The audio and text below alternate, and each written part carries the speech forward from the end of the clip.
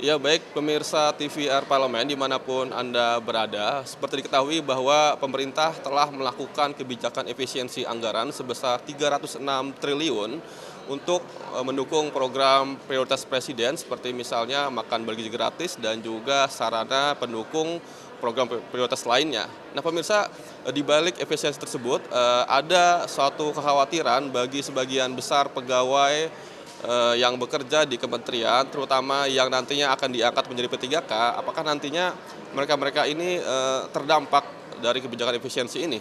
Nah tentu ini menjadi perhatian kita semua dan menjadi perhatian Komisi 2 DPR terkait dengan hal itu. Oleh karenanya kami akan berbincang dengan anggota Komisi 2 DPR, Bapak Ahmad Doli Kurnia Tanjung dari fraksi Partai Golkar. Bapak, terima kasih Pak waktunya. Sama-sama. Pak, terkait dengan efisiensi ini Pak, apakah nantinya akan berdampak kepada rekrutmen P3K yang sekarang berlangsung ini Pak? Ya, sebenarnya perlu saya jelaskan dulu, kan efisiensi ini niat pemerintah itu adalah dengan tujuan yang baik, ya. Apa? Yang pertama adalah kata kuncinya itu soal penghematan, ya. Penghematan itu kan saya kira bagus. Apalagi banyak orang yang mengatakan sebelumnya bahwa postur APBN kita ini sangat boros gitu loh. Nah, dengan ada kebijakan efisiensi ini, nah pemerintahan Pak Prabowo ini mulai mencoba mengefisienkan ya semua anggaran-anggaran yang selama disusun. Itu yang pertama. Yang kedua, eh, hasil dari efisiensi ini kan ditujukan kepada program-program pro rakyat, ya, program down to earth. Yang salah satu tadi disebutkan adalah program makan bergizi gratis, cek kesehatan gratis, gitu ya, dan seterusnya gitu. Nah, jadi saya kira memang kita harus memberikan dukungan terhadap keputusan ini. Nah, saya yakin dalam rekonstruksi itu, saya kira eh, kepentingan-kepentingan yang terdampak langsung pada masyarakat itu pasti sudah dipertimbangkan oleh pemerintah, termasuk masalah soal kepegawaian kita, ya.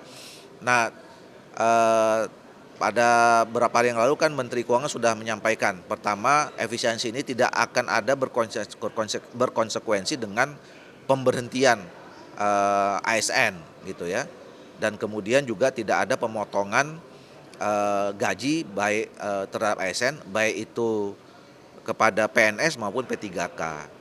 Nah, khusus untuk yang tenaga honorer, nah tentu memang saya berharap ya, kalau ini kan masih pemerintah dalam 2 tahun terakhir ini sedang melakukan penataan ya, dan kemudian penempatan tenaga honorer itu supaya mereka betul-betul bisa diperhatikan.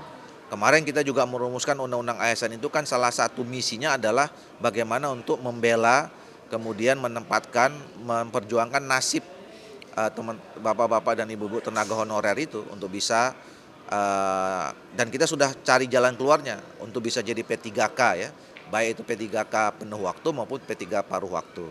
Nah, saya sih berharap bahwa program sebagai amanat undang-undang untuk menyelesaikan tenaga honorer ini setidaknya tidak terganggu ya dengan adanya efisiensi ini. Dan mudah-mudahan itu menjadi bagian apa yang disampaikan oleh Menteri Keuangan kemarin tidak akan terdampak kepada masalah soal kepegawaian negerian kita gitu.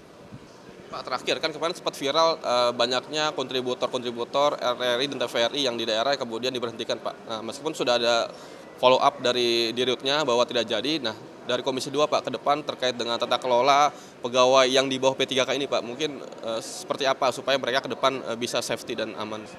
Iya, sekali lagi saya tegaskan melalui apa yang disampaikan oleh pemerintah, Menteri Keuangan itu tidak ada efisiensi ini tidak termasuk untuk memberhentikan ASN, apalagi mengurangi apa yang mereka terima selama ini.